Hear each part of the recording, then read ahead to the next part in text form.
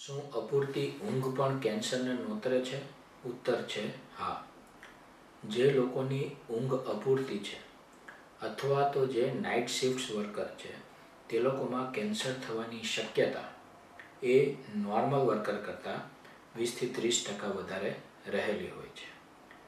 ઊંઘ એ એક શરીરના રિચાર્જ જેવું, જેમ મોબાઈલને રિચાર્જની જરૂર પડે એમ શરીરને ઊંઘની જરૂર પડે.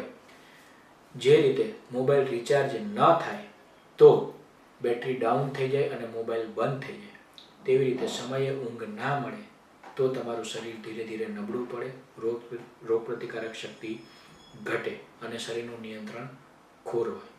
તો રોજની 7થી 8 કલાકની ઊંઘ લેવી જરૂરી છે. હવે આજના જમાનામાં નાઇટ શિફ્ટ હોવાને કારણે કે જોબ હોવાને કારણે તમે આ શિડ્યુલ ચેન્જ નથી કરી શકતા, એટલે ઘણા લોકો એવું દલીલ કરે કે સાહેબ અમે રોજ 3-4 કલાક સૂઈએ અને શનિ રવિ 12-12 કલાક સૂઈએ. તો એ પણ તમને પૂરતી ઊંઘનું પ્રમાણ નહીં ગણી શકાય.